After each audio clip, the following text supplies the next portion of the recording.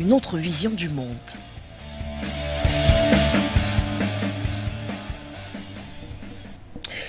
Merci de nous retrouver pour ce samedi. Votre avis contre le grand format qui se présente donc à vous avec quelques temps de retard pour certains problèmes indépendants de notre volonté. Nous en excusons, mais nous sommes là désormais pour parler donc du continent africain.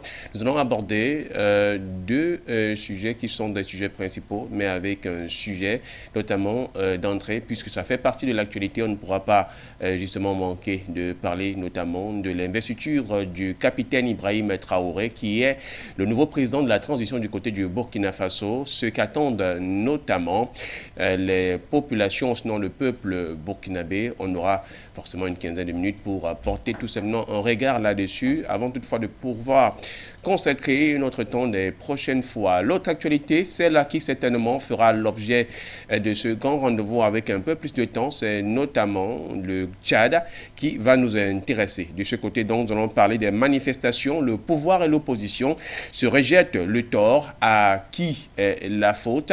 On tentera de comprendre concrètement ce qui n'a pas marché durant donc la phase de la tenue du dialogue national et même d'après, au point que ce sont donc des êtres humains qui servent notamment de bouclier. Puis nous tenterons aussi au cours de ce programme d'évoquer la suite notamment d'un sujet qui a été commencé hier sur l'un de nos programmes, parlant notamment du partenariat entre les gouvernants et les gouvernés.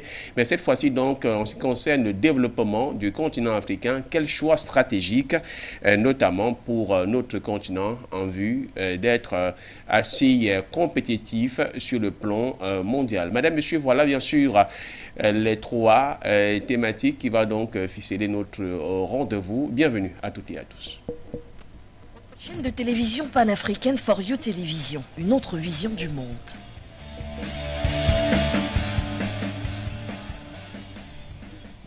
Et pour ce jour, nous avons 4 invités, mais pour le moment, 3 sont avec nous, 2 du côté de notre plateforme visuelle et un est avec nous en studio. Nous allons commencer avec lui, étant plus proche et plus respecter également ce qu'on appelle dans le journalisme la loi du mort kilométrique. Il est journaliste, lui, journaliste panafricaniste, directeur de publication d'Horizon Nouveau Magazine International et Africa First Crowns News, président de l'AP2, EDA-APH, DPCO Pierre Claver, communément appelé Patriarche, est avec nous. Bonjour, bienvenue. Bonjour Florent, bonjour à nos téléspectateurs et téléauditeurs. Bonjour également à nos appelants qui vont se signaler tout à l'heure. C'est toujours avec le même plaisir que je vous retrouve dans le cadre de ce programme qui chaque jour s'affirme comme étant un programme culte de notre chaîne. Merci à vous. De l'autre côté, on va donc aller faire un clin d'œil à Nabaloum Abdoulaye du côté du pays des hommes intègres. Il est membre fondateur du mouvement Action pour la souveraineté des peuples, ASP. Monsieur, bonjour. Bonjour au patriarche Pierre, bonjour au frère Hamzat, bonjour au frère Moussa Zan, bonjour à toute l'équipe technique, à la réalisation, à la direction générale de For You Media, bonjour à l'ensemble des téléspectateurs de For You Media, bonjour à tous les peuples d'Afrique, bonjour à l'ensemble des souverainistes, bonjour à tous les panafricains, bonjour l'Afrique. Merci également, bonjour à vous. Autre intervenant pour le moment qui est avec nous, il s'agit de Souleymane Hamzat, depuis donc le pays de Dahomey. Lui, il est consultant en problématique du terrorisme, spécialiste des questions de protection et de sécurité. À vous également, monsieur, nous vous souhaitons la bienvenue. Bonjour, chef frère, bonjour, patriarche Pierre de Claver. Je vous salue avec différence. Bonjour à mon frère Nabaloum Abdoulaye. Bonjour l'Afrique, surtout à la galaxie patriotique panafricaine. Un grand chapeau à technique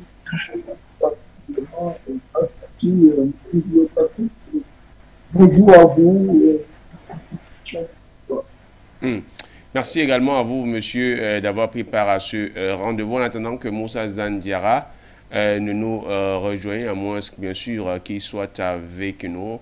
On pourra avoir des précisions tout à l'heure. Je voudrais, monsieur, pour ne pas passer sur cette actualité, et même si nous pourrons revenir à une prochaine fois, durant notamment les avancées de son magistère.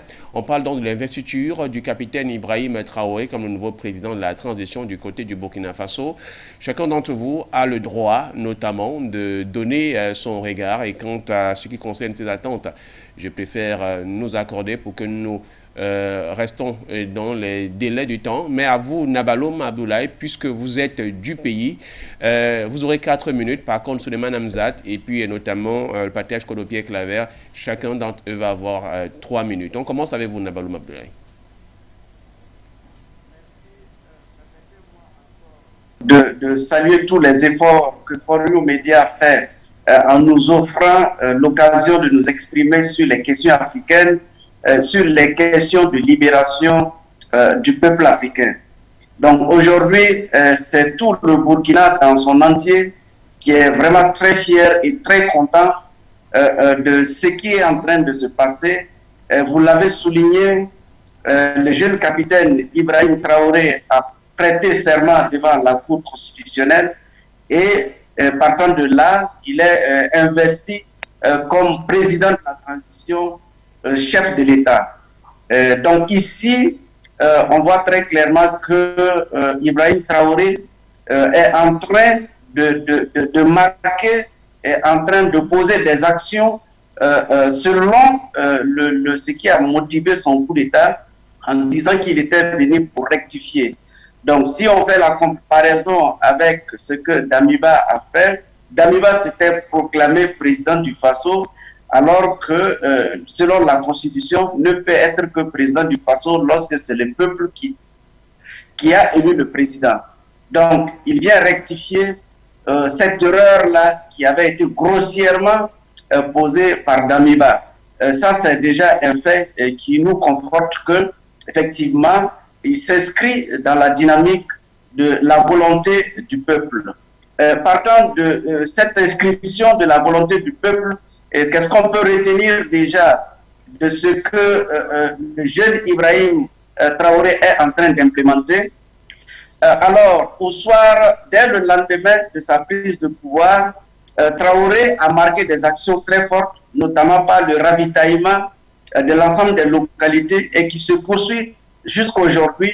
Et c'est ce que nos peuples avons toujours réclamé, qu'il y ait des actions dans le sens de soulager les populations. Le deuxième acte fort qui est en train de se passer, c'est la lutte sur le terrain. En tout cas, les résultats qui nous reviennent, c'est qu'il y a de l'avancée. On sent que les soldats sur le front sont vraiment très galvanisés et très motivés et sont sérieusement en train d'abattre un grand travail. Et c'est ce que nous avons toujours réclamé du temps de Damiba, du temps de Roch-Marc Christian Kaboré, qu'il y ait des actions fortes. Qu'on sente que l'armée a pris en charge cette question sécuritaire et vraiment à bras le corps pour se battre et libérer ce peuple-là qui est en difficulté. Le président Traoré, lorsqu'il a pris le pouvoir, il a clairement dit qu'il faut aller vite. Et pour aller vite, on dirait qu'il ne va que vite. Pourquoi? Parce que dès qu'il a été investi, rien que hier, à partir de 20h, on avait déjà notre Premier ministre, le décret portant sa nomination a été signé et il a été divulgué, il a été communiqué. Donc quand on compare effectivement avec le temps de Roch ou avec le temps de Damiba, par moment, toute la nation se demande mais à quand on va avoir...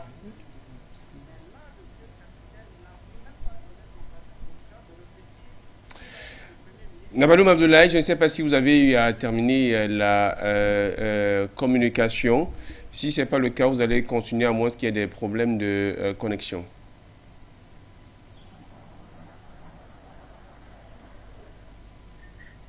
Il y a des problèmes de connexion. Moi, je vous reçois parfaitement. Allez-y.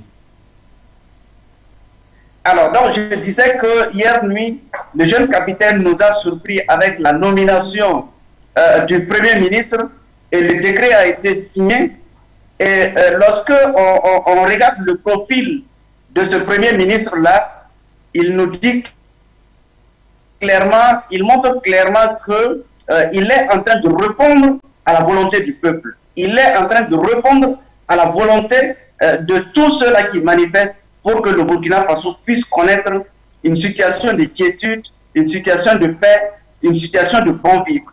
Pourquoi? Parce que depuis le temps de Roch-Marc Christian Kaboré jusqu'à Damiba, disons même depuis la chute de Blaise Compaoré, les Burkinabés n'ont cessé de clamer à ce que l'œuvre de Sankara puisse se poursuivre.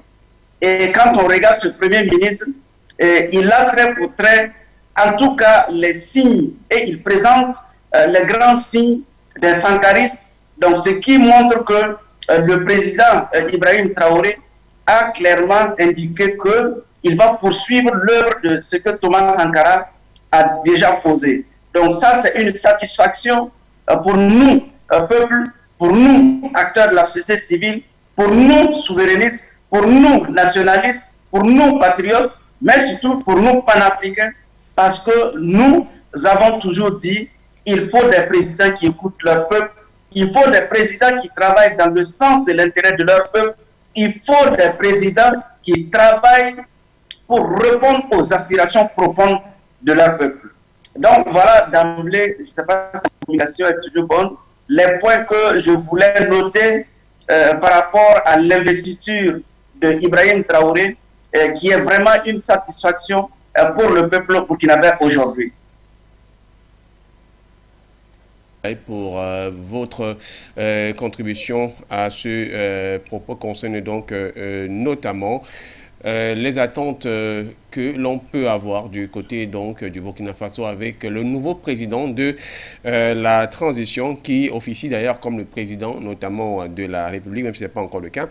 Alors je vais justement m'appuyer vers vous, Souleymane Hamzat, comme l'a souligné Nabaloum Abdoulaye.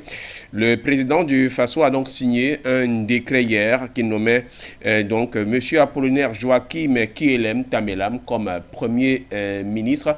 Est-ce que directement l'on peut souligner que le travail ou sinon la véritable mission commence actuellement et que les attentes forcément des peuples burkinabés, c'est à partir de ce moment qu'on doit commencer à faire les décomptes?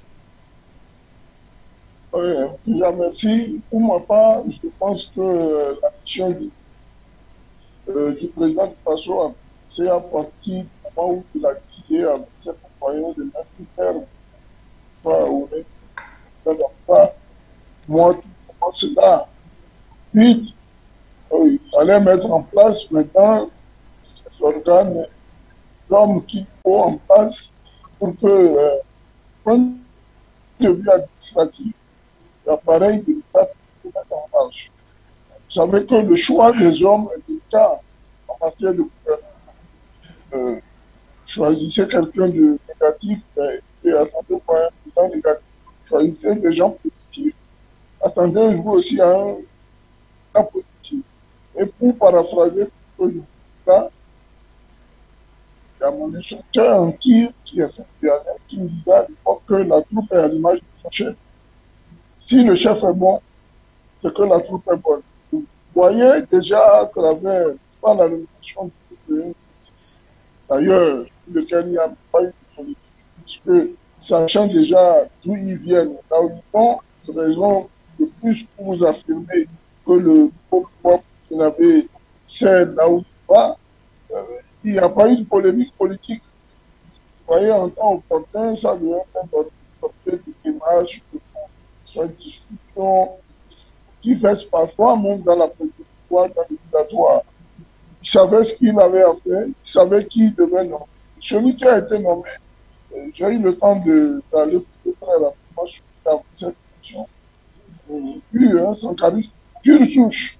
Donc, pour moi, le régime burkinabé actuellement, en tout cas, le gouvernement qui tente de mettre sur pied sera un gouvernement, pas, de conquête, non seulement de conquête, mais aussi de reconquête par rapport à l'intégrité du territoire. Mais on ne peut pas faire toute cette analyse-là sans faire un recours à son discours.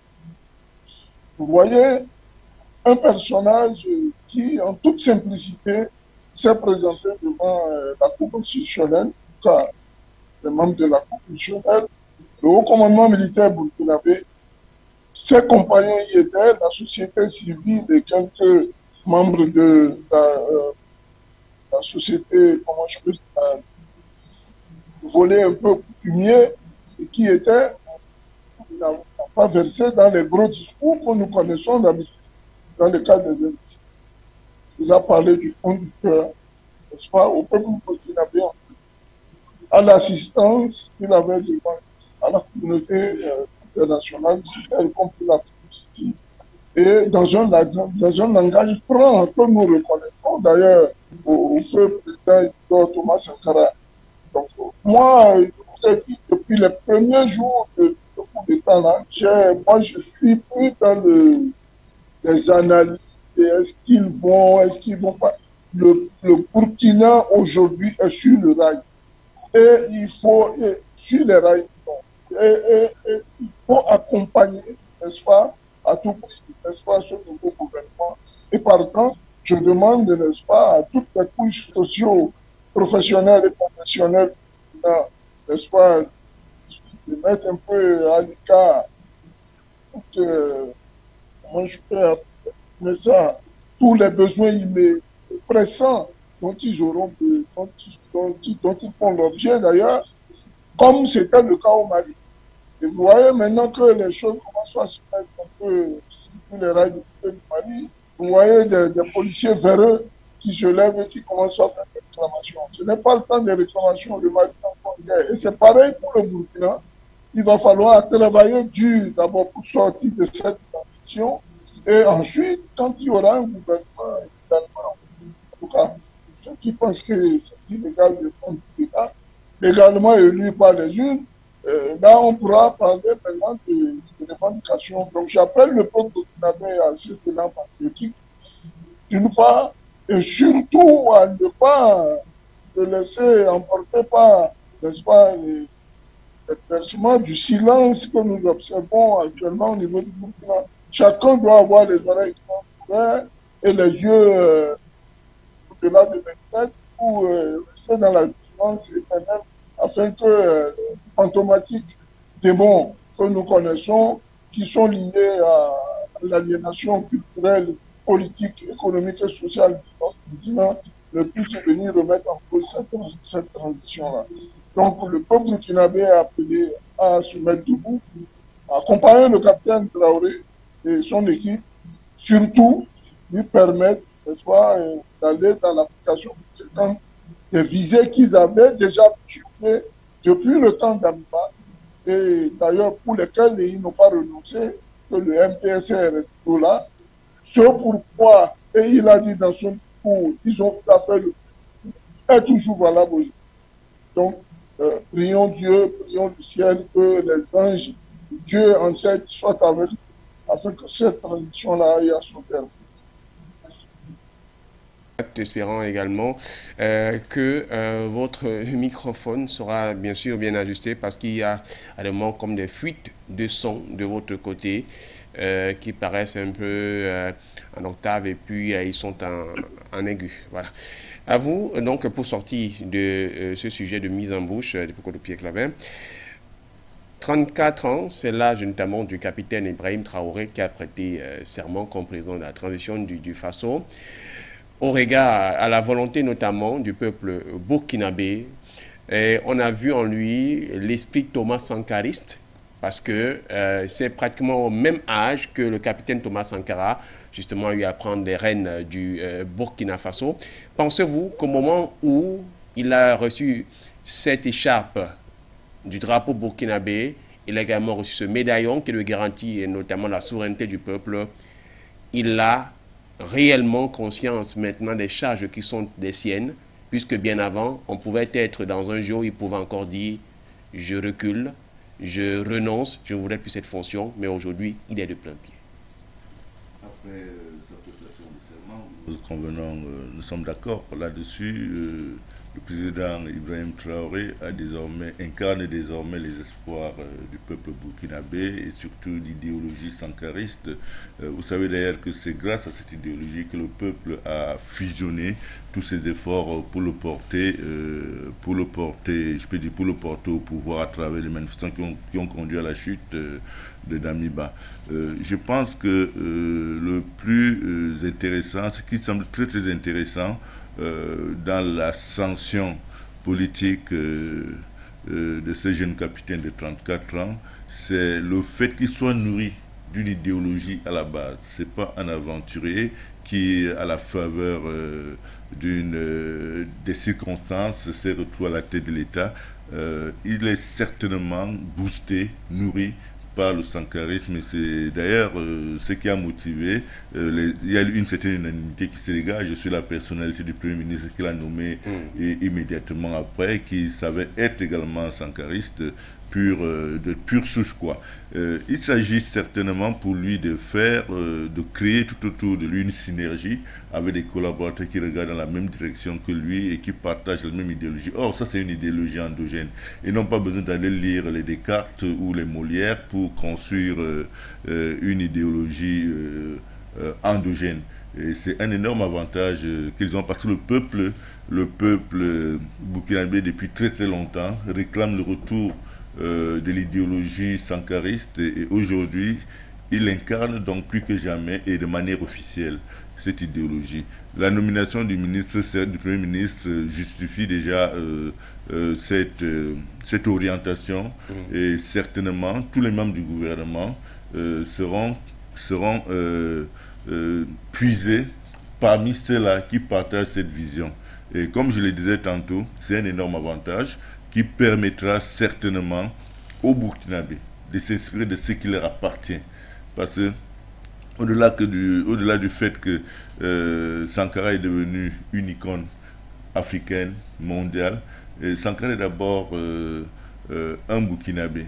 Et plus que jamais, les Burkinabés ont dans l'obligation de ressusciter sa mémoire à travers un comportement responsable, une approche, une gestion des affaires publiques qui s'inspire du message du patrimoine qu'il leur a laissé.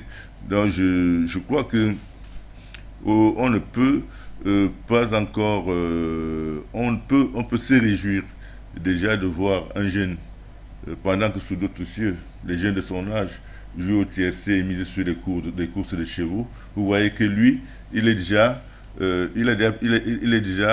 sur le starting block pour accompagner une mutation profonde au sein de sa société, de son peuple qui est le peuple burkinabé. Certainement, il ne nous a pas encore livré, c'est très tôt pour pouvoir imaginer tout ce qu'il nous réserve, mais dans les jours à venir, les semaines ou les mois à venir, je pense qu'il va certainement nous dérouler qu'est-ce qu'il entend faire du Burkina Faso sous sa magistrature. On a quand même, il y a, je crois, Hamzat qui parlait, Nabaloum, qui parlait du regain d'énergie, de passion, de force que l'armée, les forces burkinabées ont retrouvées depuis peu dans des confrontations, dans les combats contre les djihadistes. Ça, c'est déjà aussi une bonne nouvelle. Vous comprenez donc que si au sommet de l'État, il y a quelqu'un à travers laquelle la troupe se reconnaît, ça donne de l'énergie, ça donne la hargne, ça donne la force aux hommes sur le terrain, aux militaires, de pouvoir se battre. Je voudrais chaque fois saisir également cette occasion pour rappeler à nos téléspectateurs et téléauditeurs que cette manière de nous imposer, de nous faire croire que les militaires ne sont faits pour les casernes est tout simplement une escroquerie politique, une escroquerie idéologique, parce que le général de Gaulle, à qui la France doit le franc CFA depuis le 26 décembre 1945, était un militaire. Et il a accédé au pouvoir dans des conditions qu'on peut assimiler à un push, à un coup d'État. Donc, qu'on arrête d'accepter qu'on nous impose des approches qui n'ont rien à voir avec l'intérêt de nos pays. Si un militaire est à même de participer à la construction de son pays, pourquoi est-ce qu'on ne devrait pas lui laisser la chance? Donc, le jeune capitaine Ibrahim Traoré peut apporter à son pays, le Burkina Faso, ce que le général de Gaulle a laissé à la France. Cependant, le général de Gaulle a tout simplement laissé une idéologie qui est malheureusement une idéologie prédatrice à la France, ce qui serait pas forcément le cas du capitaine Ibrahim Traoré, qui par contre peut amener les Burkinabés à coaliser leurs efforts de manière honnête, sans nuire aux intérêts des autres pays, pour que le Burkina devienne une grande nation demain ou après-demain. Voilà, merci à vous, depuis Kodo, pour votre contribution. Nous allons donc passer directement au sujet qui concerne bien sûr le Tchad. Tchad, donc, manifestation, le pouvoir et l'opposition se rejettent le tort. À qui la faute? Monsieur, pour ce qui concerne notamment vous, Souleymane Hamzat, hier, lorsque nous faisions notamment le programme Votre avis compte, on avait évoqué cette question tchadienne et ces nombreux morts qui étaient justement étendus à même le sol, qui avaient donc croupi sous le joug des balles perdues à cause des manifestations qui se sont donc déroulées du côté du Tchad. Une marche bien sûr voulue par l'opposition, mais que le gouvernement avait refusé. Écoutez, ce qui s'est passé au Tchad, déjà, pour mon appréhension, c'est totalement inadmissible, inconcevable, irrecevable et franchement dégradant, inhumain et dégradant. On ne peut pas comprendre qu'à notre époque, un régime, soit-il d'exception ou même légal, puisse se permettre une boucherie de cette espèce. Vous constaterez que les images existent, que la marche qui était programmée, qui a été refusée d'une part, se produisait mais dans un calme apparent, un calme olympien. On n'a pas compris comment des forces de l'ordre, qui, sous l'ordre de qui et comment, ont décidé de sortir des casernes et de venir tirer sur une foule qui marchait tout simplement. Quand même, en tant qu'ancien soldat, il me revient ici l'opportunité de faire cette analyse et de me demander, mais d'où sortent ces gens-là qui sont venus tirer sur la foule? Qui leur a donné les ordres? Qui a ordonné que les poudrières soient ouvertes et que les armes et munitions soient données à ces éléments? Alors, le Tchad a-t-il de nos jours hiérarchisé du point de vue militaire? Est-ce qu'après tout ce qui s'est passé depuis l'assassinat du maréchal, il n'y a pas de groupes ou sous-groupes dans l'armée tchadienne aujourd'hui? Et cela m'amène vraiment à être très inquiet pour le futur du Tchad. Je vous l'ai dit hier, je suis extrêmement inquiet par rapport à cette tournure-là qu'a pris la transition, d'ailleurs, qui sera gravée dans l'histoire, dans l'annale de l'histoire du Tchad, et pardon, laisse des plaies béantes et ne permettra, ma foi, que cette transition-là se fasse dans le calme dans les semaines et mois à venir. N'oublions pas d'autre part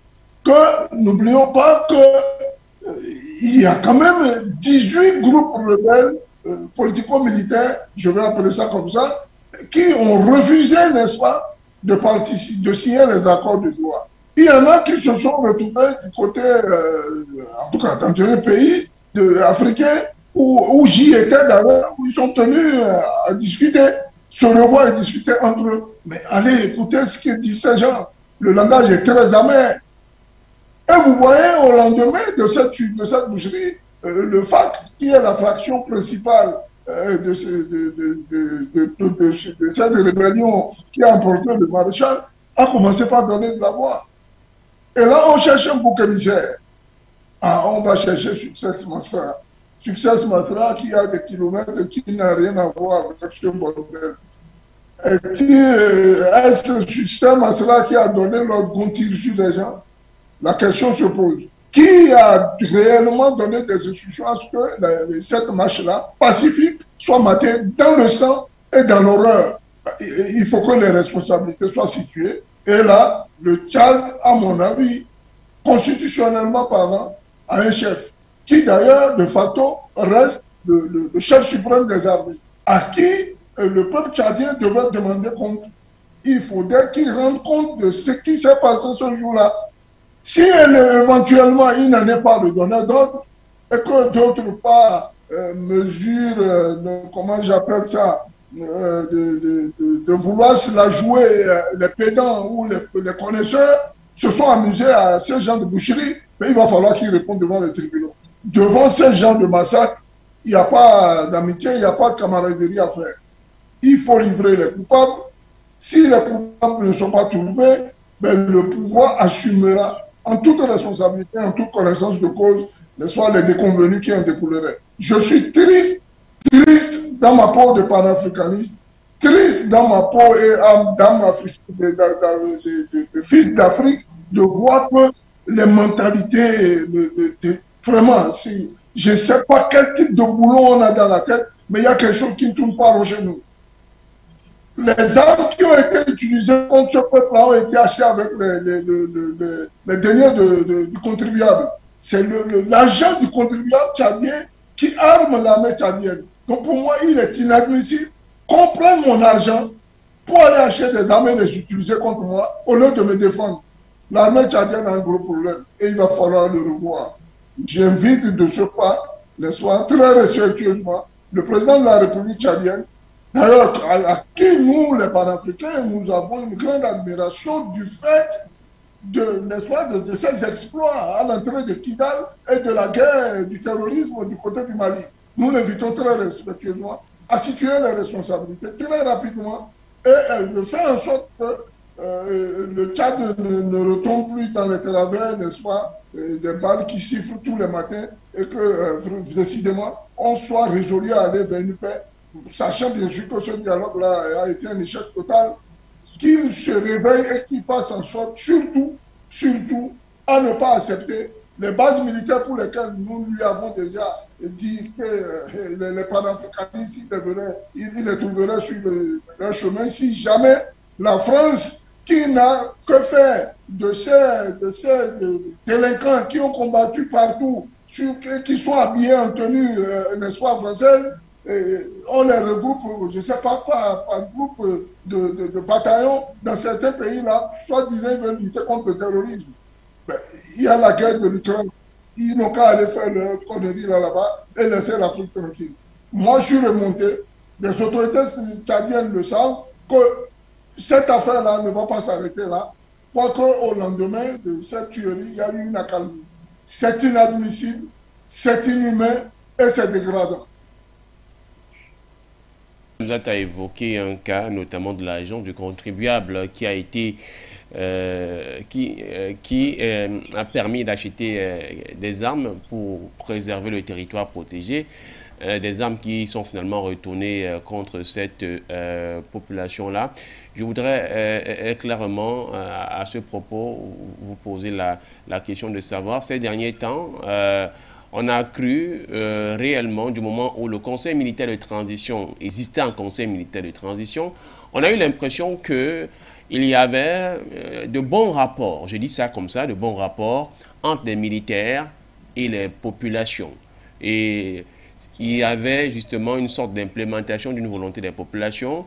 Le problème, c'est quoi? Est-ce que finalement, ces militaires-là se sont sentis tout simplement maintenant redorés d'un blason après que leur chef soit devenu le chef suprême des armées, clairement avec notamment son investiture, au point qu'il se détourne notamment de la population à qui il semblait tendre la main, ou tout simplement au Tchad, c'était tout simplement une sorte de farce? Non, mais il faudra Nabaloum Abdoulaye, pas vous, Souleymane Hamzat. Nabaloum Abdoulaye. D'accord. Pour répondre à cette question, je vais rappeler ce que Thomas Sankara disait. Un militaire sans une formation idéologique politique est un criminel en puissance. Alors, qu'est-ce que ça veut dire? Pour mieux comprendre la situation que vit le Tchad aujourd'hui, il faut partir du temps de Père Déby. Et Père Déby, depuis son règne, il a régné au Tchad par une main de fer. Et une main de fer, pourquoi? Parce que lorsque vous regardez le Tchad a toujours été divisé en deux grands blocs, le nord et le sud. Et le père Déby n'a pas pu organiser cette union, en tout cas, je vais dire, comment est-ce qu'il pourrait rassembler l'ensemble des Tchadiens. Il n'a pas réussi cette lourde tâche de réunir tous les Tchadiens, d'organiser une classe politique. Et on sentait vers la fin de son règne que le père Déby, du haut de son âge, a compris toute la sagesse de la gestion du pouvoir et était retombé. En tout cas, c'est l'impression qu'il nous a laissé voir qu'il était disposé désormais à pouvoir donner sa contribution pour un Tchad qui allait permettre de réunir les Tchadiens, mais aussi répondre aux besoins des autres pays frères, des autres pays voisins. Je parle notamment le cas du Mali où il a apporté l'avènement des terroristes, il a apporté un soutien militaire au peuple malien. Donc ici, le père Déby, du haut de son règne, n'a pas su organiser la classe politique, n'a pas su comprendre les révoltes, les préoccupations des Tchadiens, la volonté, les aspirations du peuple tchadien. Il a entretenu cette division du peuple et c'est ce qui s'est poursuivi avec l'avènement de Fils Déby. Alors, Fils Déby a hérité un pouvoir à l'issue d'un assassinat de son père. Et lorsque vous regardez, depuis l'arrivée de Fils Déby, il est conseillé par qui? À qui l'entoure? Ça a été un coup d'État. Et ce coup d'État, on l'a vite compris, on l'a suivi. L'impérialisme s'est rapidement accaparé de ce Fils Déby-là pour l'instrumentaliser, pour bien l'enrober à ce qu'il ne puisse pas dévier, à ce qu'il ne puisse pas travailler dans l'intérêt de son peuple. Donc, depuis que le Fils Déby est là, on n'a pas vu visiblement des actions tendant à aller dans le sens de réunir tous les Tchadiens, de faire du Tchad la seule nation, un seul peuple. Et c'est ce qu'il a voulu nous faire comprendre à travers ce dialogue national, c'est que désormais, le Fils Déby n'allait pas, en tout cas, employer les mêmes méthodes que le père Déby. Il allait offrir un air nouvel qui va réunir l'ensemble des Tchadiens, qui va comprendre la préoccupation des Tchadiens, qui va répondre aux aspirations des Tchadiens. Je pense que c'est ce semblant de main tendue-là qui a apaisé jusqu'à maintenant les tensions sociales du côté du Tchad. Parce que beaucoup de Tchadiens y ont cru que c'était un air nouvel, c'était un renouveau et qu'il fallait effectivement aller dans le sens de pouvoir être ensemble, aller dans le sens de pouvoir travailler ensemble. C'est pourquoi ce dialogue national, il a en tout cas vu la participation de beaucoup, même si on décrit qu'elle n'a pas été assez inclusive. Mais qu'est-ce que ce dialogue national a accouché? Ça a accouché d'une souris. Et cette souris, c'est laquelle? C'est qu'on prolonge d'abord dans un premier temps le mandat de Fils Déby. Dans un deuxième temps, on lui permet de revenir encore pour être... On lui donne la possibilité encore d'être président du Tchad. Alors, les patriotes, les nationalistes, les souverainistes, les panafricains, l'aspiration, le peuple combattant ne peut pas accepter cette situation-là. C'est pourquoi les gens sont sortis. C'est pourquoi ceux qui veulent le Tchad réel ont décidé de manifester pour dire non, nous ne voulons pas de cette monarchie-là. Et du reste, ça nous rappelle le thème que nous avons abordé hier sur la question de la transition entre les gouvernants et les gouvernés. Parce que aujourd'hui, le fils d'Émi refuse, il est prêt à tuer les populations tchadiennes parce que les gens décident de dire non à cette forfaiture-là, décident qu'on ne peut pas accepter une situation pareille. Alors, moi, je dirais en termes de responsabilité que l'armée est la seule responsable dans ce meurtre, dans ce carnage, dans cette boucherie, dans cette tuerie qui s'est produite du côté du Tchad. Pourquoi est-ce que je dis l'armée... Et vous pensez également à chuter aussi? Voilà, je disais que Sankara disait un militaire sans formation politique est un criminel en puissance. Parce que l'armée doit être républicaine. L'armée, lorsqu'il y a des tensions sociales, l'armée a les capacités d'analyser, d'apprécier et de prendre la position du peuple et non aller contre le peuple. Même si les dirigeants disent de tirer sur le peuple, du fait de son caractère républicain, l'armée devrait dire non, nous ne pouvons pas tirer sur ce peuple-là. Nous pouvons encadrer pour maîtriser les situations, nous pouvons accompagner à ce que la marche soit pacifique, à ce qu'il n'y ait pas de débordement, mais l'armée n'a aucun droit de tirer sur ce peuple. Alors l'armée est le seul responsable et pour moi c'est l'armée qui doit répondre de toute cette tuerie, de toute cette boucherie-là. Voilà. Voilà d'entrée les éléments que... Merci à vous, même comme directement, vous avez déjà touché presque la voie de sortie à qui le top. Est-ce que Moussa Zandiara, depuis Bamako, est avec nous? Moussa Zandiara, qui... oui, bonjour à vous, bonjour à Suleiman et à Nabaloum.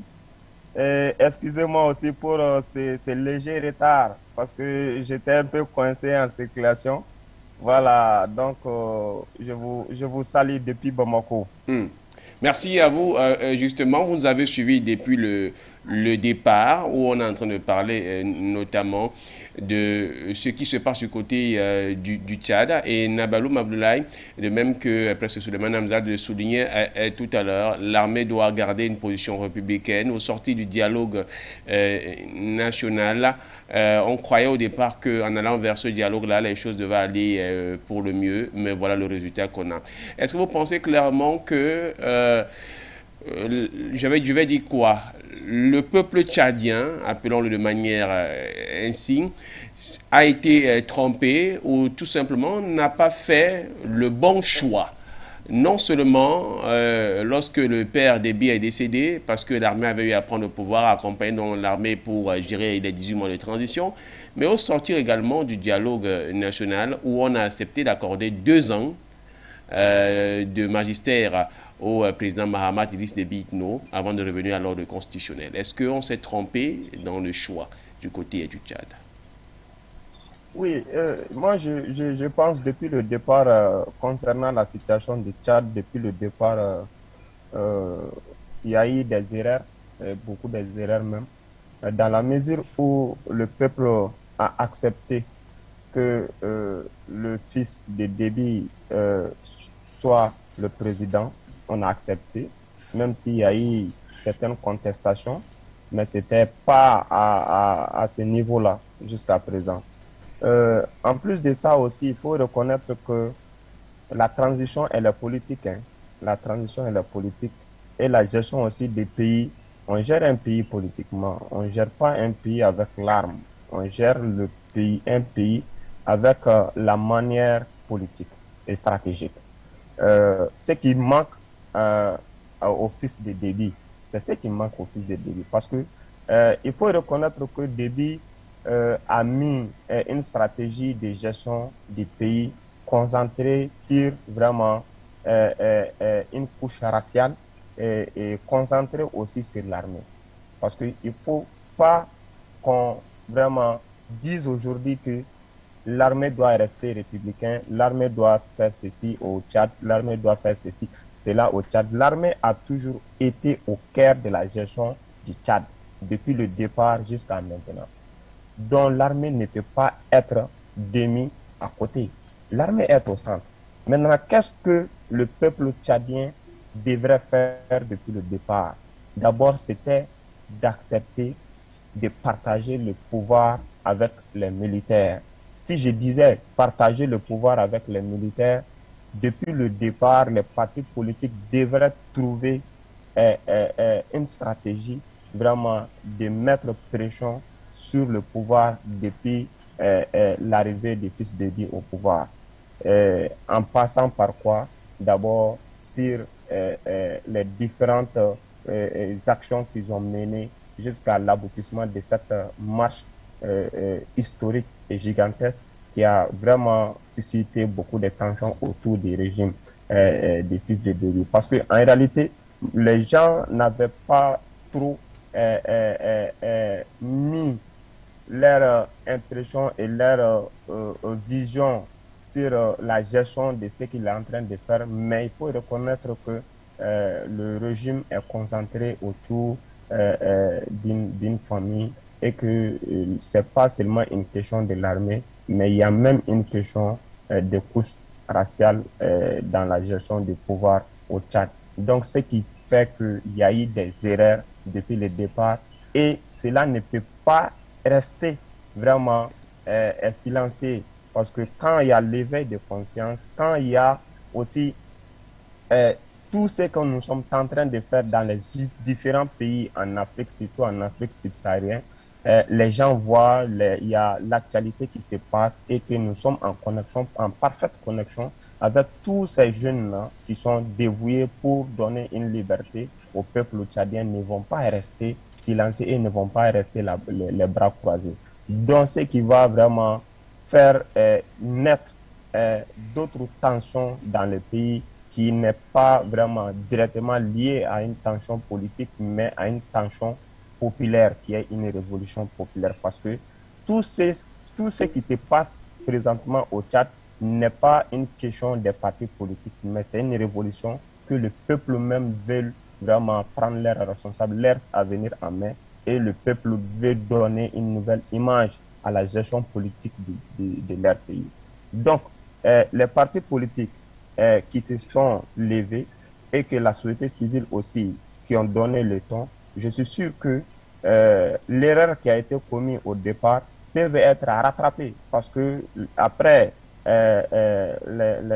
l'assise qu'ils ont fait, l'assise nationale qui a abouti à prolonger le mandat, je peux dire, de la transition pour 2 ans, je suis sûr qu'avec cette pression, s'ils maintiennent le cap, je suis sûr qu'on peut changer les donnes et l'erreur qui a été commise peut être rattrapée parce que ces erreurs-là, c'est des erreurs humaines parce qu'on l'a accepté et c'était à chaud aussi. On pensait que ça allait aboutir vraiment à des bonnes sorties, mais finalement ça a été le contraire. Nous voyons que l'héritage qui est en train de se construire, c'est toujours construire une monarchie autour d'une personne et sa famille et autour d'une race qui ne peut pas vraiment donner la liberté d'expression comme tant demandé, qui ne peut pas donner la liberté de manifester tant demandé par le peuple, qui ne peut pas donner aussi vraiment la liberté de se présenter parce que nous avons vu un communiqué qui a suspendu les partis politiques qui ont été menés par rapport à ces mouvements. Ces partis politiques ont été suspendus. Ça me rappelle du temps de la gestion du général Moussa Traoré au Mali qui a fait 23 ans au pouvoir du Mali et mais qui a abouti à quoi? Qui a abouti à la destruction, je peux dire, à tout ce que le père de la nation, qui est le père de l'indépendance, Modibo Keïta, qui avait construit pendant les 8 ans, les 23 ans que le général Moussa Traoré a fait, a détruit tout ce que le peuple avait demandé et que le peuple avait construit pendant les 8 ans de l'indépendance du Mali. Donc, il n'y avait pas cette question de multipartisme, donc il n'y avait pas cette question de liberté de presse, donc il n'y avait pas cette question même d'association et de manifestation. Maintenant, si le fils de Déby réprime une population des manifestants à main libre, des manifestants main nue, qui veulent vraiment demander que qu'il y ait des changements, qui veut demander vraiment que tout ce qu'ils ont dit lors des assises ne vienne pas directement à l'aspiration populaire du peuple tchadien. S'il y a eu des répressions à ce niveau, on peut vraiment estimer pire dans les jours à venir si réellement nous ne posons pas vraiment d'autres actes qui peuvent vraiment mener d'autres pressions autour des régimes. Soit qu'il cède, soit vraiment qu'il change son physique d'épaule pour une bonne gestion du Tchad. Sinon, ça ne peut pas continuer comme ça. S'il réussit vraiment à s'en sortir comme ça, je suis sûr que il y aura vraiment d'autres répressions qui est plus pures et plus vraiment accentuées sur les personnes ciblées que ça. Parce que même les personnes qui ont été tuées, je suis sûr que c'était des personnes déjà ciblées par les régimes bien avant les manifestations. Parce que lors de ce genre de manifestations, c'est des personnes, c'est des ténors, c'est des leaders qui sont visés, c'est des leaders qui sont cherchés pour les neutraliser à la foulée. Donc, pensez également à chuter. Voilà. Donc, maintenant, ceux qui ont vraiment échappé à ces massacres-là, il faut que vraiment qu'on cherche à les renforcer, à les soutenir. Sinon, ils vont les chercher un à un pour les éliminer. Je suis sûr de ça. Parce que le régime ne va plus se faire aller et le peuple doit vraiment maintenir le cap. Soit on va gagner, soit on va périr. C'est un peu ça le cas actuel du Tchad pour la libération même de ce pays. Merci à vous, Moussa Zane Diarra. L'épée Kodo, votre regard est attendu. Est-ce que vous avez l'impression aujourd'hui que le pouvoir, appelons-le ainsi, pour ne pas parler du président lui-même, est en train d'échouer sa mission, ou bien il a échoué pratiquement sa mission, parce que le discours magnifique qu'il avait tenu au sorti du grand dialogue national, il rêvait d'un Tchad où la jeune fille devait aller à l'école, devait faire ceci, il rêvait d'un Tchad où le fonctionnaire devait être comme ça, il rêvait d'un Tchad où les jeunes avaient la possibilité pour s'exprimer, il rêvait, il a fait beaucoup trop de rêves, au point qu'il a été très applaudi même, je pense que par tous les politico-militaires qui étaient présents, même si une faction n'avait pas pris part à ce rendez-vous et que d'autres personnes comme Massara demandaient qu'il y ait un certain nombre de préalables pour qu'ils prennent part au pouvoir. Est-ce que le pouvoir géré par le capitaine Mahamat, le général Mahamat Idriss Déby a échoué? Vous avez parlé d'impression, moi j'ai pas l'impression. J'ai plutôt la conviction que le régime tchadien est en train d'aller droit dans le mur parce que à travers les manifestations qui ont eu lieu du côté du Tchad, on a quand même on se rend compte qu'il y a une rupture entre les attentes du peuple tchadien et le discours tenu par la junte au pouvoir de ce côté-là. Dans la mesure où, au-delà du discours qu'il a prononcé, il n'y a pas d'action, d'actes concrets qui sont posés par le régime tchadien actuel et qui amènent le peuple à lui faire confiance. Il y a donc un déficit de confiance entre le peuple et le régime. Vous vous rappelez, un intervenant pendant ce fameux dialogue du côté de Djamena avait insisté qu'une résolution ferme soit prise par rapport à la révision des accords de coopération avec la France, mais cela est passé, on a fait l'impasse dessus, personne n'en a plus jamais parlé, excepté ce jeune de la société civile qui insistait sur cet aspect. Or, le régime tchadien, tel que cette crise a été gérée, ou alors tel que l'incident s'est passé et de la façon dont la crise est gérée, nous renvoie à une observation, c'est à savoir le régime tchadien n'a pas les mains libres. Le régime tchadien est féodé aux intérêts de la France, qui d'ailleurs l'a placé là pour préserver justement ses intérêts. Et le régime tchadien n'est pas au service du peuple tchadien, il est davantage au service des intérêts de la métropole, donc de la France, et à ce titre, on ne peut qu'assister à des ruptures, à des actes comme celui qui a été posé, et ces actes vont s'enchaîner, parce qu'aujourd'hui, les Tchadiens sont certains d'une chose, c'est que s'ils tentent encore de marcher, ils seront massacrés. C'est donc un régime de terreur que Mahamat Déby Itno est en train de mettre en place du côté du Tchad, parce que désormais, les Tchadiens sont sûrs d'être massacrés à balles réelles si jamais ils s'aventurent encore à mettre pied, à battre le plancher de vache du côté du Tchad. Et l'opposition, la société civile sont obligés de paniquer. Je crois même qu'il y en a beaucoup qui sont sur le starting block pour s'enfuir du Tchad, pour s'exiler. Et tout ceci, tout simplement pour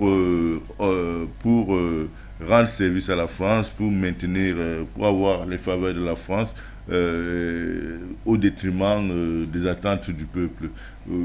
En effet, ce qui se passe au Tchad est pratiquement identique à ce qui se passe dans tous les pays africains qui sont sous la coupe réglée de la France. Vous verrez que, contrairement aux pays comme le Mali, et même le Burkina Faso, où on réalise que le peuple est en fusion avec les dirigeants, partout ailleurs, parce que ces dirigeants sont au service de ce peuple. Pour le cas du Tchad, le peuple est en rupture, en froid avec le régime, parce que le régime dessert les intérêts du peuple en préférant sauvegarder ceux de la France. Donc c'est une question de souveraineté, c'est une question de survie ou alors de ras-le-bol d'un peuple qui ne comprend pas pourquoi est-ce qu'il peut avoir ce genre de dirigeants à sa tête pendant qu'ailleurs les lignes bougent par rapport à cette relation traditionnelle que la France a imposée aux pays africains. Pourtant, chez eux, c'est le statu quo. Malheureusement, on compte quand même plus d'une cinquantaine de morts, ce qui démontre à suffire que ceux qui ont tiré sur ces manifestants à main nue devraient rendre compte. Mais ils vont rendre compte à qui? Du moment où je ne crois pas savoir que Paris a fermement condamné ces actions. Quand il dit fermement condamné, même l'Union africaine sur le bout des lèvres et tout ça. Donc vous comprenez que c'est des pays qui malheureusement peuvent jouer un rôle dans la construction d'une Afrique souveraine, mais malheureusement qui sont totalement inféodés à la France, dont les dirigeants, pas les pays, pas les peuples, les dirigeants sont totalement inféodés aux intérêts de la France, au point où les peuples peuvent servir de marchepied pour les dirigeants et non d'objectifs ou alors de priorités pour le développement de ces pays. C'est dommage, mais c'est ça la triste réalité. Souleymane Hamzat, j'aimerais bien justement, et j'aime bien souvent à un moment donné ce genre de questions que je voudrais vous poser, parce que vous-même vous le dites souvent, vous êtes un ancien militaire, un ancien commando du Crabe Rouge, et puis vous avez fait vos classes même les plus élevées aux côtés des chefs d'État d'Afrique.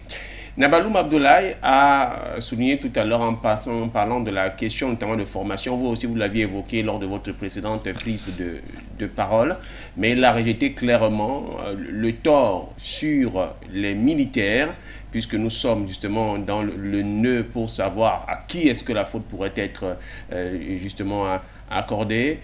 Pensez-vous également dans vos analyses que cette faute sera plutôt pointer du doigt vers les militaires eux-mêmes? Le patriarche directeur de publication disait tout à l'heure que mais si ce sont les militaires, ils vont rendre compte à qui, puisqu'il n'y a pas cette personne qui doit justement les mettre face à leurs responsabilités, ou devront dire que c'est le président de la transition, Mahamat Idriss Déby Itno, en tant que le garant de la sécurité des biens et des personnes du côté du Tchad.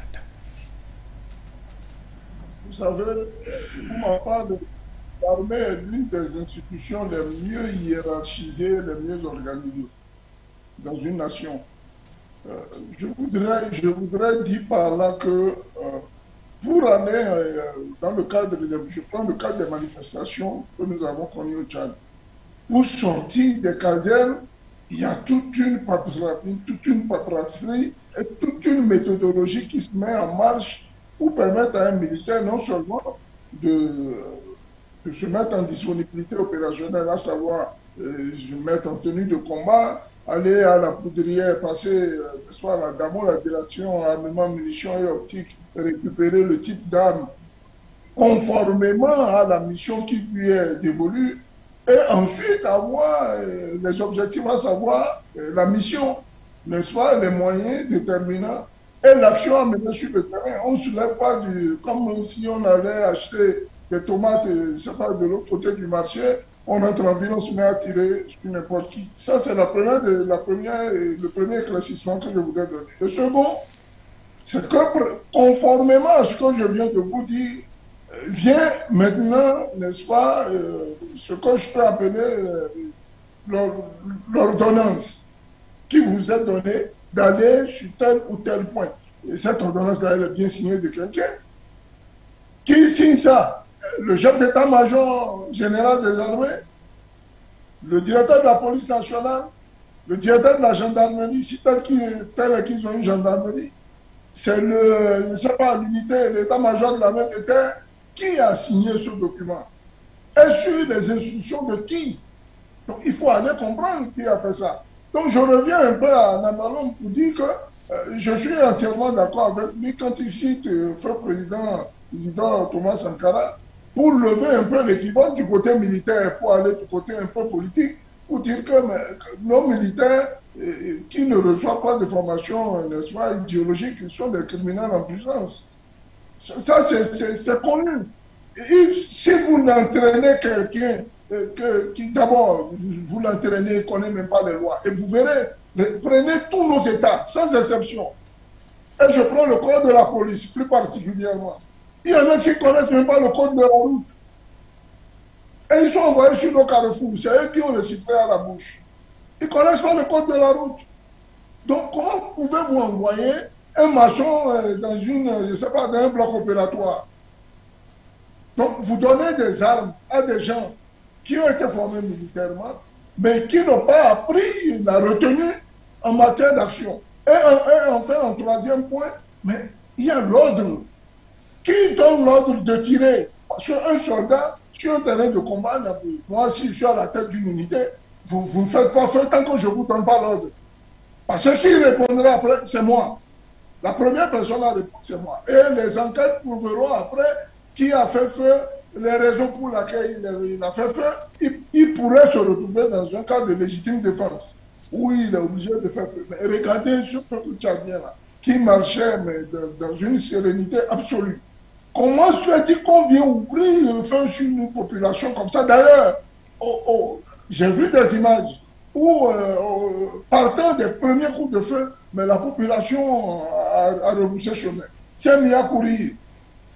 Donc, c'est quoi? C'est une manière de dire, bon, on ne voudrait pas faire face aux balles. Mais quand vous entenaillez ça tire de droite, ça tire de gauche, il y a une image qui m'est restée, franchement, insoutenable. Depuis 2-3 jours, je n'arrête pas de re-regarder cette image-là. Si je peux vous la montrer ici, vous voyez, ça me rend tellement triste. Ce jeune garçon que vous voyez là, complètement ensanglanté, parce qu'il a reçu une balle dans le cou. Comment c'est quoi ça? Comment vous appelez ça? Ça, c'est des militaires qui font ça. C'est des criminels en puissance. Et je pense que le général Mahmoud, à qui nous reconnaissons le mérite d'être un soldat vaillant, mais franchement, je vous dis, hein, à tout moment, je m'en fous des critiques, je m'en fous de ce qu'on peut penser de moi. C'est un soldat dans la tête et dans la peau. Il ne devait pas accepter ce genre de bêtises. C'est inadmissible. Donc c'est pour cela que je reviens franchement aux fondamentaux, n'est-ce pas, les règles qui régissent, n'est-ce pas, les différents corps de l'armée, pour demander à ce que, franchement, les militaires envoyés en mission doivent avoir des retenues, surtout quand il s'agit de nos propres populations. Ironie du sort, constatez avec moi que dans la foule, là, celle-là qui traversait la grande avenue, là, mais il y a eu, en dehors de cet enfant dont je viens de vous montrer la photo, il y en a un autre qui a été fauché par une balle. Et plus de l'autre côté, se trouve être un de ses oncles qui se de l'autre côté là-bas. Pas l'oncle qui a fait feu, mais les balles qui ont fusionné ont atteint son neveu. Donc j'ai souvent dit aux forces de l'ordre, moi, quand vous avez en mission, faites attention. De l'autre côté peuvent se retrouver votre mère, votre soeur, votre tante, un parent, quelqu'un, même un ami, même votre ennemi, qui a droit à la vie, parce que la vie, elle est sacrée. Maintenant, quand il s'agit d'une agression extérieure, là, mon cher ami, on distribue la cacahuète et puis après on fait le bilan. Mais il s'agit ici de votre peuple. grâce auquel vous êtes payés. L'argent qui paye vos armes, c'est eux qui travaillent dur, qui payent les impôts pour que vous ayez ces armes. Les salaires que vous touchez à la fin du mois, c'est le résultat de leurs impôts. Vous n'avez en aucun cas le droit d'utiliser ces armes-là pour les tirer dessus. Enfin, pour finir, une manifestation, et là je vais parler aux politiques, c'est-à-dire, quand elle est refusée par l'État, mais procéder autrement. On peut procéder autrement. Pour nous, par exemple, au niveau de la galaxie patriotique panafricaine, vous ne nous voyez pas souvent dans les rues, mais on a d'autres manières de nous faire entendre. Il y a plusieurs procédés de se faire entendre. Et qu'on arrête, n'est-ce pas, de jeter les jeunes enfants innocents dans les rues. Après, c'est eux qui reçoivent les balles pendant qu'eux, ils sont au climatiseur, avec leurs épouses, leurs enfants principalement. Il faut que les politiques en Afrique arrêtent ce genre d'ineptie. Et la plupart de nos politiciens là, formés, rompus aux universités occidentales, je ne sais pas quoi, comment ils appellent le conneries là-même. Il faut que ça termine, il faut qu'on arrête avec ça. On ne peut pas mettre des enfants d'autrui dans la rue pendant que soit on est dans un avion pour en partir sur la France. C'est inadmissible. Et mieux, pour revenir aussi aux soldats, franchement, quand vous voyez une manifestation, refusez même pas l'État, qui malgré tout a été quand même propulsé sur la place publique, du fait de la détermination du peuple. Mais sachez que ce peuple-là, ce sont vos frères, ce sont vos parents, ce sont ainsi de suite, et qu'il faut aller plutôt dans une dynamique de raison que dans une dynamique de logique. Là, c'est le peuple qui parle. Et je trouve inadmissible qu'au lieu d'aller discuter, moi j'ai vu ici, on a ici chez nous un officier rompu à la tâche dans ce domaine. Le commissaire Philippe Sessi Hounéon, qui pendant des années ici, mais encadrait les marches ici au Bénin, dans les règles de l'art. Mais il avait l'opportunité de dégainer son arme et de faire feu. Vous voyez, donc, c'est vous dire quoi? Il y a des brebis galeuses dans toute corporation. Ça déraille parfois. Parfois, on n'a même plus la maîtrise de ce qu'on fait. Ça va très vite. Les âmes, vous voyez, ça tire de partout. Vous avez des corps qui enjambent le voile. Voilà, vous avez une image comme ça qui est déplorable, mais inhumaine, mais dégradante. Des gens qui, quelques minutes plus tard, étaient dans la joie, parce qu'en étant en groupe en train de fêter, les voilà qui passent le billard trépas. Et dedans, là, vous avez un frère, vous avez une cousine, vous avez une soeur. Tirez et battez-vous contre les ennemis du peuple. Les ennemis du peuple, c'est ceux-là qui sortent de l'extérieur, qui viennent vous envahir. Ceux-là qui veulent implanter des bases militaires chez vous, c'est ceux-là qui sont les ennemis du peuple. C'est pas ceux-là que moi je vois là, avec de la musique, n'est-ce pas, dansant là, dans les rues là, avec de la bonne musique. C'est pas ceux-là vos ennemis. Vos ennemis sont ceux-là qui vous empêchent de nourrir ce peuple-là. Et c'est regrettable. Je crois, je pense, du fond du cœur, que ayant vu le général Mahba dans ses jeux, je pense qu'il prendra ses responsabilités et qu'il fera lumière sur cette affaire-là. Auquel cas, cela risque de l'entacher profondément et même de l'emporter. Quand je dis l'emporter, je ne dis pas le fusiller, mais ça risque de lui poser des problèmes politiquement. Parce que c'est inadmissible. Les mots me manquent pour justifier une telle barbarie. Merci à vous, Souleymane Hamzat, pour votre réaction. Je voudrais venir à vous, Moussa Zandiara. J'espère que vous êtes toujours connecté avec nous. Success Masra, il est vrai qu'on a tenté justement de balayer en brèche son implication, mais toutefois, dans ses propos qu'il avait eu à dire, le temps était venu, notamment pour le peuple tchadien, de penser clairement à l'aspiration profonde de ce qu'il veut justement mettre sur pied, parce qu'au Tchad, il n'y a jamais eu une élection démocratique avec le choix notamment des peuples. Ça a toujours été une prise de position ou bien quelqu'un qui est venu pour faire établir l'ordre. La démocratie réelle, telle qu'il nous a été léguée par les puissances occidentales, n'a jamais été respectée. Il faudrait que cette fois-ci, on aille vers quelque part, même si ça nous coûte ce que ça nous coûte. Est-ce que ces propos aussi peuvent déterminer la teneur ou l'engagement quelque part qui réside du côté de l'opposition et pourrait aussi être, pourquoi pas, un motif de la situation que nous avons aujourd'hui? Oui, en réalité, le peuple a soif de cette liberté-là. Si je dis soif de cette liberté, c'est de passer de cette gestion de gouvernance à une autre étape que toujours le peuple attend demander. Parce qu'il faut y reconnaître que généralement le pouvoir géré par les militaires dans beaucoup de pays, comme le cas du Tchad, je t'ai dit au départ que toujours c'est des régimes qui sont concentrés soit autour d'une famille, soit autour d'un clan composé par l'hierarchie militaire.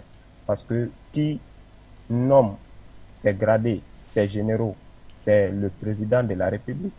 Depuis que le Tchad s'est retrouvé depuis sous le pouvoir d'Idriss Déby, le père de Mahamat, le général, qui a même été au Mali ici, qui a combattu avec les troupes tchadiens dans le désert de Tessalit, vers aussi Kidal. Il a été vraiment sollicité ici par le peuple malien, vu son engagement et vraiment sa détermination auprès de ses troupes.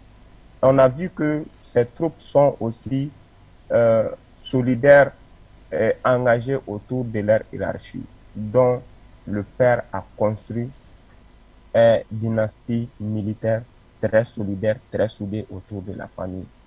Ce qui fait que c'est difficile de les faire partir comme ça et ce qui fait que c'est difficile même d'être en contact par rapport à la gestion des Tchad comme le peuple souhaite tant si tu n'es pas dans le sphère de leur régime. Si je dis bien dans le sphère de leur régime, c'est comme il y a un noyau qui est là, qui réfléchit, qui donne l'orientation, qui veut que la gestion soit ainsi. Toi, tu n'as pas mot à dire, même si tu es dans l'opposition, soit tu te bats, tu acceptes la proposition, on te donne une partie du pouvoir, ou on te fait des offres, ou on te fait des propositions, tu acceptes et tu te tais. Donc, c'est la manière de gestion qui a été toujours dans le système de gestion tchadien. Et c'est difficile de le faire changer avec, vraiment, si je dis bien, avec l'urne. Parce que c'est la démocratie, c'est ce vote-là que le peuple demande. Et je ne suis pas sûr que c'est facile d'avoir ça avec peu de moyens. Il faut assez de moyens, il faut assez de mobilisation. Et je suis sûr que c'est cette mobilisation-là et c'est cette révolution-là qui peut faire changer cette stratégie que le peuple veut, que le peuple a tout le temps demandé. En ce qui concerne la déclaration de l'opposant, j'ai vu même pendant la manifestation, ils ont tuté, ils ont fait beaucoup de déclarations. On avait même vu aussi à la télé, après les massacres là, Mahamat même, le général, il s'est rendu dans certains centres de santé. Mais en même temps, il faut reconnaître aussi qu'en même temps où lui, il était dans les hôpitaux pour voir les blessés, il y avait des militaires qui faisaient porte en porte et pour prendre les manifestants, pour prendre les gens et même fouetter des gens, bastonner des gens en même temps lorsque lui, il était dans la rue pour voir la situation et aller vraiment montrer sa solidarité auprès de ces blessés-là. Donc, il y avait, c'est un jeu aux yeux, aux vies même du monde entier, mais le régime est en train vraiment de réprimander vraiment tout ce qui va à l'encontre des souhaits de ce qu'ils sont en train de mettre comme planning, comme stratégie de gestion à long terme. Parce que ça, ce n'est que le début. Les 2 ans là, ce n'est que le début. Maintenant, ça va aboutir à quoi? 10 ans, 15 ans, 20 ans. Est-ce que le peuple c'est la demande de ce peuple? Est-ce que c'est la demande? Est-ce que c'est ce que le peuple souhaite? Vous l'avez toujours dit, le Tchad n'a jamais connu une élection comme on l'avait toujours souhaité. Ça a été des passe-passe, hein, des passes de fils à des pères en fils. Maintenant, qui est le parrain, qui est le soutien? On a vu le cas du Mali qui a été condamné, ouvertement le cas de Burkina, le cas de la Guinée qui ont été condamnés. Si qui n'est pas appuyé par la France, si la France n'a pas vraiment son mot à dire auprès de ce régime, toujours qui est considéré comme un dictateur, toujours qui est considéré comme un opposant. On a vu, après le massacre, là, la France a fait une déclaration, ils ont fait un communiqué, ils ont condamné. Mais après la condamnation, qu'est-ce qu'ils ont fait de plus? Rien. Rien. Mais est-ce que si c'était le cas, si c'était le cas au Mali ici ou bien au Burkina, qu'est-ce qui allait se passer? Qu'est-ce qu'ils allaient dire? Est-ce qu'ils ont donné d'autres interprétations à cet événement que seulement de condamner seulement dans les papiers, sur les papiers, sur les documents? Au-delà de ça, qu'est-ce qu'ils ont fait? Parce que Mahamat, c'est l'un de leurs protégés aujourd'hui, fiable et déterminé et dévoué auprès de leur gestion française que n'importe quel président en Afrique ici. Et on peut dire que c'est l'un de leurs larbins qui fait leur affaire ici en Afrique subsaharienne. Maintenant, tout ce que le peuple doit faire, tout ce que le peuple vraiment peut faire aujourd'hui, vraiment, c'est de rester soudé et c'est de faire vraiment toujours maintenir le cap de la mobilisation. Ils peuvent avoir du soutien au sein même de leur hiérarchie militaire, mais ça ne peut pas venir instantanément parce que au sein de leur armée, je dis bien au sein de leur armée, c'est une hiérarchie bien structurée autour de la personne du président et de leur famille. C'est pas facile de leur faire bousculer facilement, mais si le peuple reste déterminé, je suis sûr que ça peut changer les donnes. En plus, les politiques, tout ce qu'ils ont pu faire pour cette manifestation, quand même ça a impacté parce que aujourd'hui tout le monde entier cherche à comprendre davantage et tout le peuple africain, surtout dans le monde aussi, cherche à comprendre ce qui se passe réellement au Tchad. Et les 150 et quelques morts ne doivent pas aussi rester impunis. Vraiment, l'Afrique doit vraiment se réunir autour du Tchad pour vraiment faire changer ce que le général est en train vraiment de mener comme répression envers cette peuple. Merci à vous. DP Kodo, avec vous, nous allons parler tout à l'heure de la question notamment des organisations, bien des organismes, notamment l'Union africaine, bien la communauté internationale, qui devrait peut-être s'y un regard apporter. Nabaloum Abdoulaye, avec vous tout à l'heure, donc je voudrais que nous regagnions cette situation-là, partant notamment de ce que Moussa Zandjara a dit, la question qui lui a été posée. Pensez-vous clairement avec notamment cette volonté du peuple de changer les choses, on est loin de sortir de l'ornière ou bien au niveau où on se trouve là, c'est désormais quasi parti pour une réelle révolution du côté du Tchad, même s'il faudrait dire qu'il va falloir davantage essuyer des coups et blessures. Oui. Je dirais, comme Moussa Zan l'a si bien dit, ces morts ne doivent pas rester impunis. Et je vais aller vous donner des exemples sur le cas du Burkina Faso. Alors, vous voyez, aujourd'hui, on a pu faire le procès de Thomas Sankara, l'assassinat du président Thomas Sankara. On a pu faire le procès du coup d'État du 15 septembre de Gilbert Diendéré. Alors, quand vous regardez, il y a aussi le procès en cours, qui n'a pas encore débuté, mais il y a la documentation, les avocats sont en train de travailler sur le dossier de l'insurrection populaire des 30 et 31 octobre 2014. Donc, c'est pour ça que je dis que la responsabilité de l'armée va être engagée. Parce que, est-ce que c'était la seule option pour l'armée? L'armée avait la possibilité d'arrêter les manifestants.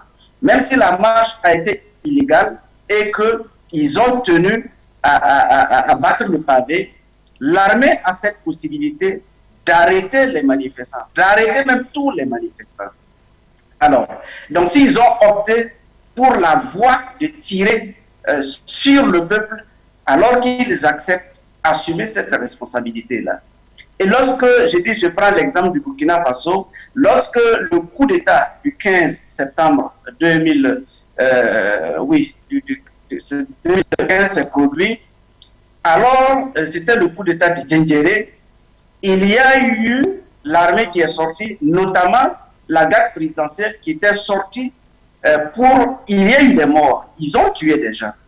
Alors, les familles ont posé plainte, ils ont posé plainte et les dossiers ont été montés et ceux-là qui ont tiré sont venus répondre de leurs actes. La hiérarchie militaire a répondu de ces actes. Et l'autre fait aussi que je voudrais indiquer par rapport à cette situation du 15 septembre qui a fait échouer le coup d'État, c'est que du côté de la société civile, nous avions clairement indiqué notre volonté de mener une guérilla si d'aventure le général Djindjere et ses troupes décidaient toujours de tirer sur les populations. Et c'est là qui a permis d'arrêter net le coup d'État. Parce qu'on ne peut pas admettre que nous payons les impôts, nous payons vos armes, nous payons vos salaires, nous prenons, on vous prend aux petits soins et que vous prenez cet argent pour diriger cet argent contre nous, pour payer des armes pour nous semer la mort. C'est inadmissible et c'est inacceptable. Donc aujourd'hui, dire que la situation est finie, non, la situation est très loin d'être finie. Et c'est là que je lance véritablement un appel au fils d'Ebi et à tous ceux-là qui sont proches de lui, qu'il faut qu'ils reviennent sur la volonté du peuple. Il faut qu'ils reviennent sur la table de la négociation pour comprendre qu'est-ce que ce peuple-là veut, pour comprendre quelles sont les aspirations réelles auxquelles prétend ce peuple. Parce que ce n'est qu'un acte 1, je dirais. Parce que le peuple tchadien est à l'image du peuple malien. Il est à l'image du peuple guinéen. Il est à l'image du peuple burkinabé. Il est à l'image de tous ces peuples patriotes. Il est à l'image des panafricains. Donc aujourd'hui, il s'agit d'une génération qui refuse cet impérialisme, qui refuse cette manipulation, qui refuse cette gouvernance qui a tendance et qui a pris pour cause de servir l'impérialisme.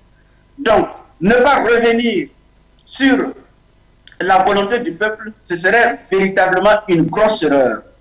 À la classe politique aussi, il y a cet appel-là de trouver toute la stratégie nécessaire pour ramener les autorités à la table de discussion. C'est dans la discussion que on peut savoir partager le pouvoir, on peut faire des concessions, on peut avoir des solutions. Donc, cette jeunesse, je vous assure que ce n'est pas que ce ne sera pas la fin, mais ce ne sera que le début d'un commencement, parce que c'est une révolte, c'est l'expression de la dignité humaine, c'est l'expression de cette volonté d'avancer, de cette volonté de développement, de cette volonté de refuser l'impérialisme qui est en train de s'écrire, qui est en train de s'imprimer, et ça va aller au-delà du Tchad. Nabalouma Abdoulaye, depuis Kodo Claver, on a eu à évoquer, les médias ont parlé de la communauté internationale, l'Union africaine. Je me souviens même que les États-Unis avaient demandé aux autorités gouvernementales du Tchad d'avoir fait une sourde oreille, de ne pas écouter la représentante de l'Union africaine, mis à part le président de la commission de l'Union africaine qui est Moussa Faki Mahamat, qui lui également est un fils tchadien.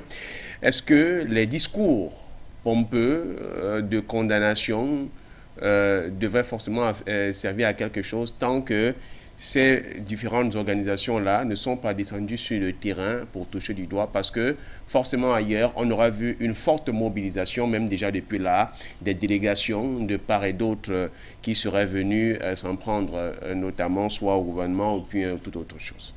Toutes ces sorties concernant les déclarations ou le discours de condamnation relève tout simplement de l'hypocrisie internationale.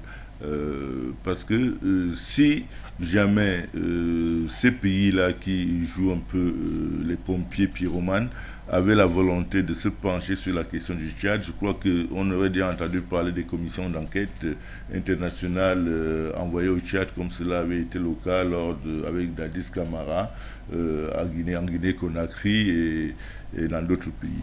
Donc je pense simplement qu'il revient. Je pense, peut-être pour mettre de l'ordre tout le monde, je pense que les Nations Unies ont demandé même tout récemment au Burkina Faso, au président du Faso, avant même qu'il ne prête serment, de faire rapidement une enquête approfondie sur les événements du 30 septembre et du 1er octobre dernier. Voilà. Vous comprenez donc que c'est la politique de 2 poids 2 mesures. Lorsque vous servez leurs intérêts, ils sont avec vous. Lorsque vous constituez une menace pour leurs intérêts, ils sont contre vous. C'est le cas du Tchad aujourd'hui qui est au service de la prédation internationale, dont les dirigeants sont au service et ont été mis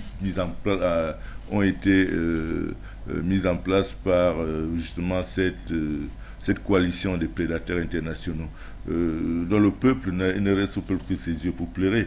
Moi, je doute qu'il faille attendre de cette fameuse communauté internationale un acte fort pour condamner ces massacres des populations civiles, dans la mesure où cela est contraire aux missions ou alors à la défense de leurs intérêts du côté du Tchad. Il faut quand même rappeler à nos téléspectateurs et téléauditeurs que l'intérêt pour l'Occident vis-à-vis du Tchad relève davantage des enjeux énergétiques. Le Tchad, c'est l'un des pays africains qui également a un énorme potentiel en produits pétroliers, en pétrole et en gaz et d'autres minéraux. Donc vous comprenez pourquoi est-ce que le Tchad, le régime tchadien actuel est soutenu par l'Occident et pourquoi est-ce que l'Occident a peur de condamner les atrocités et les massacres qui ont eu lieu de ce côté-là, de crainte que le Tchad échappe désormais, que le Tchad échappe à leur influence, surtout avec la montée en puissance de la Russie. Si on a vu défiler les drapeaux, les manifestants défiler avec un drapeau de la Russie, puisque la Russie est devenue le symbole de la liberté de l'Afrique, le symbole de la souveraineté de l'Afrique. Et partout, il y a une manifestation désormais en Afrique contre l'impérialisme. C'est spontanément que vous verrez les manifestants brandir les drapeaux russes. Donc, pour revenir à votre question, je pense que cette fameuse communauté internationale fait simplement preuve de discrimination en fonction de ses intérêts. Pour le cas du Tchad, c'est flagrant. Je ne doute même pas en cet instant qu'après avoir bavardé, on laissera le temps au temps et puis le souvenir de ces massacres va s'estomper, sauf si il arrive que le régime change du côté du Tchad. Pour que le régime change du côté du Tchad, il faudrait dire que si c'est un régime, il y a l'un de nos appelants qui rappelait qu'il n'y a plus jamais eu une véritable élection démocratique au Tchad. Ça signifie que les changements de régime au Tchad sont toujours conséquents à des coups d'État. Maintenant, personne ne souhaite qu'il y ait un coup d'État, mais maintenant que le peuple s'est levé contre un système qui dessert ses propres intérêts, on a quand même l'impression que ça va se jouer très serré. Soit le peuple va baisser la garde et se laisser faire, soit le peuple va maintenir la pression jusqu'à pousser les autorités tchadiennes actuelles à reconsidérer leur position vis-à-vis des intérêts de ce peuple qui sait désormais que la jeune tchadienne est prête à tout pour le contenir. Donc la question du Tchad de plus en plus devient une question préoccupante pour les pays africains, pour les peuples africains, pas les pays, les peuples africains en quête de souveraineté et de liberté. Souleymane Hamzat, nous allons sortir avec vous aujourd'hui. Comment est-ce que l'on peut entrevoir l'avenir du Tchad? Parce que, on le disait, c'est vrai que la volonté était bonne au départ d'organiser un dénisme, même comme il y avait des politico-militaires qui n'étaient pas du tout d'accord de comment est-ce que cela devrait se faire. Il y avait eu des remous à gauche, à droite. On est finalement parti sur les chapeaux de roue. Des gens comme Masra demandaient d'autres éléments. Il n'a pas voulu participer. Là, il me fait une manifestation pendant ce temps. Et puis, il y a eu un joli discours aux sorties, mais maintenant, il y a eu du carnage qui a été fait. Entre-temps, donc, maintenant, ils vont se regarder en chaîne de défaillance. L'opposition, sinon la population et le gouvernement, ou tout simplement le pouvoir. Comment est-ce que l'on peut entrevoir cet avenir du Tchad en quelques 2 minutes, puisque nous sommes en train de sortir l'émission? L'avenir du Tchad, parfois, reste et restera très préoccupant pour un analyste géostratégique que je suis.